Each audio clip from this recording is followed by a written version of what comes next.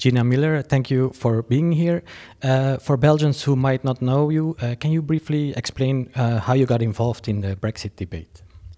I actually got involved with a constitutional case that wasn't directly to do with Brexit, but it was saying to the British government that they couldn't negotiate Brexit without parliamentary involvement. So it was a case to say to the Prime Minister, you can't put yourself above the law. Parliament is sovereign and our MPs have to be involved in the process. So almost 3 years have passed since the Brexit referendum, and there is still no clarity over how the Brexit will look like, or if there even will be a Brexit at all. How do you explain this? It's very difficult, but I think if you go to the very beginning, nobody in the UK, no politician from either party actually thought the British public would vote to leave.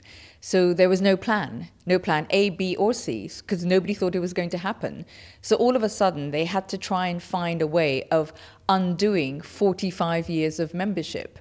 And it was, I say it's sometimes like a 300-sided Rubik's Cube. You have no idea where to start.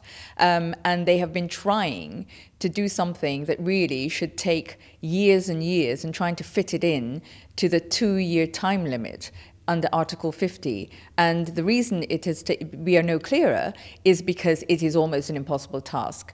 And on top of that, we made it even more difficult by having a Prime Minister who put red lines in the sand and refused to be flexible.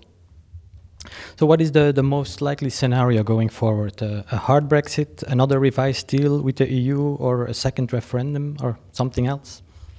At this moment in time, we don't really know what's going to happen. I think one thing we know is that Mrs May's deal is not going to get through Parliament, and then that takes us completely on the unknown. What I'd like to see is for the politicians to take no deal off the table, to at least give UK citizens and businesses, and actually EU member state citizens and businesses, the certainty that it's not going to be no deal, because that's a huge waste of time and effort and money and planning.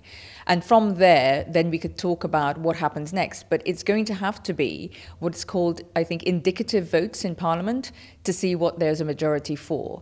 And if there is no majority for anything in Parliament, it will have to go back to the people through another referendum or an election.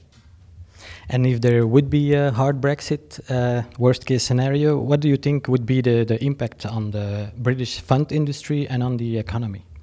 I think if we go to a no deal and no agreed deal exit, a hard exit, whatever you want to call it, the predictions, the government's own reports show that we'll be a -9% effect hit on the economy. It would be devastating. It'd be worse than any recession we've ever seen. I mean, a lot of the economists are saying, from both sides actually, that if it's no deal, we will be looking at a sort of a depression akin to the 1920s.